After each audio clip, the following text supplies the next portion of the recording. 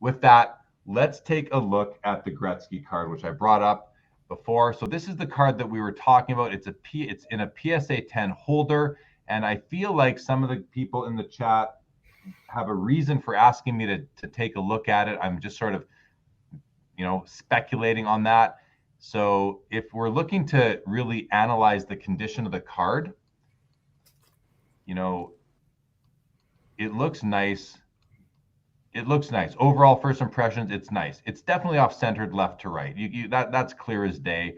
It's not horribly off-centered, but it's definitely off-centered left to right at the top of the card. Thinner there than it is there, right? That's easy to see. As you move down towards the bottom of the card, it's more balanced out. So that can mean one of two things, in my opinion. One being that there's slight tilt on the card, or that there's been, someone's taken an X-Acto knife to it or something like that. I'm not sure, but that's where my mind goes when I look at a card that has, thinner border here than over here. But as you scroll down, we're kind of pretty even on each side. Like this, the width here between the border and the green over here, very, unless I'm not seeing it properly, looks to be maybe just slightly wider here, but less so than you see up at the top. Maybe it's tilt. Top to bottom looks actually really good. But I'm wondering if there's anything else that people wanted me to comment on or to look at. I'm just going to go to my bigger screen here. The registration looks good. Don't you really think registration is an issue with these 80 O-PEE-CHEEs anyway? A minor bit of black missing there. That's super minor, wouldn't bother me. So overall, pretty nice looking card. But yeah, that side to side centering, someone made the comment here, I saw 60-40 right here. Jubal says that's fringe 60-40 on the Gretzky. Yeah, I'd agree with that assessment. So it's also, you can see it's a very old slab. It's a very old PSA slab, which, or I should say an early submission to PSA, also in an older slab. So, but in general, it's a low pop card. And, if you're someone who's bidding on this card and you have no concerns over its authenticity and its, lack of alteration, then, you might be able to get it at a better price because the centering is weak for a PSA 10. Eric, not sure if you're kind of watching what we're talking about here right now, but any comments on this Gretzky card and based on what I've said? It kind of looks like it potentially could have diamond tilt to it.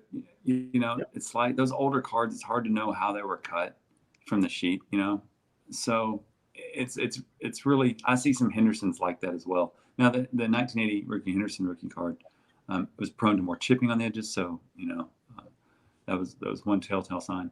That one, it looks a little off, but I don't know if that's the tilt in the centering or whatnot. It's a high grade. That being said, that the centering is off a little bit, but it's within PSA's tolerances. So their tolerances they're not 55-45, it's 60-40 for PSA 10, right? So it just kind of is what it is on that end. Yeah, I think there, as T-Dot says, the tolerance is 55-45 on the front of the card for a PSA 10. And 60-40. Is it on the front? I think that's the back. Might want to check. I Yeah, could be wrong. No, we should check. We should check that. Rather make sure we're right than just both of us sort of speculating. But that's my understanding, at least what I have in my head. So we are, by the way, in the 1 minute extended bidding windows here, guys. So, but it seems like there's still lots of action, and the clock keeps on resetting. Let's go over here for a moment and scroll to the top and see how fast some bids are coming in. Well, there's one. Oh, there's Adam's favorite Jackie Robinson, the Bond Bread card. Sorry, Adam, I just kind of made that your favorite card. So the bids are coming in right now. You can see this thing's seems to be getting a bid every couple of seconds at the moment. Thanks, Matt Pime. Good analysis on the Gretzky. Justin Vick, when Jeremy's squinting at a card, you're going to get some good analysis. Thanks, Justin Vick. 60-40 front, says Skeppy. 60-40 front, says Hits and Chicks. So there you go. I was wrong. Eric was right, as is the chat for verifying. So thanks for that. So that brings up an interesting discussion in and of itself, doesn't it? Right? I mean, it is what it is, soldier. It is what it is. I mean, and in this case, though, Eric, it is what it is actually exactly right, and there's nothing wrong with that. If those are the standards and they are documented for everybody to see, then it is what it is. I mean, you don't like it, don't buy cards in those slabs. It's as simple as that, right? Like, if you don't like what the standard is for PSA 10, don't buy PSA cards. Simple as that. Or PSA 10 cards of vintage. Usually you don't see that so bad with modern day cards. But you know, I saw a card at the card show yesterday. It was a BGS 9.5 with, I don't remember the card, but it was oh yes, I do. I'll tell you. It was a BGS 9.5 with 10 centering. And the card was not perfectly centered. With the naked eye, it was obviously off-centered. It was a 1990, whatever his rookie year is, 98 or 99, Martin St. Louis rookie card from Upper Deck Hockey. And it was clearly not. It's a card where the centering is easily assessed. And Beckett gave it a 10 on centering. And it's now, is a Beckett 10 supposed to be perfect centering? I think that's my understanding. Am I wrong? Maybe I was wrong before. Maybe I'm wrong again. I don't know. And I'll ask the question to you guys. What's your understanding, Adam and Eric? Is a Beckett 10 on centering intended to mean that the card has perfect centering? Do we know the answer to that? Yeah. I mean, it's supposed to be 50-50. Well, on the front, not the back. So let's preface that, right? So for BGS 10, for the centering to be a 10 on the subgrade, it needs to be 50-50 on the front, I believe. I don't know. I'd be misspeaking. I don't know what their qualifications are on the back, because most BGS 10 cards you see that have 10 subgrades for centering, the back is usually 60-40. So they give variations on the back for sure for BGS 10 subgrade. You guys both know this, but there's a lot of cards that can have perfect centering on the front because of the way that the sheets were created.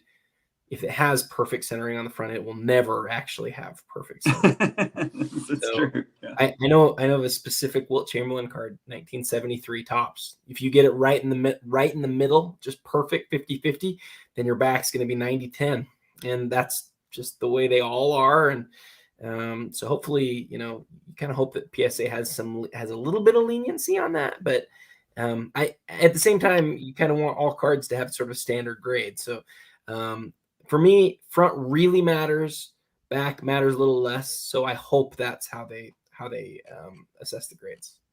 Same with Joe Montana. If the front's dead on centering, the back's going to look rough. It's going to be off big time. Joe Montana rookie, same way. Once you get to know the cards, you just have to accept it, because Adam's absolutely right.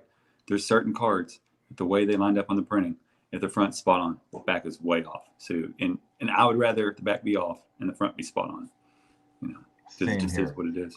Yeah, that goes without saying pretty much. Prefer the front to be spot on. If there's going to be an issue, have it on the back.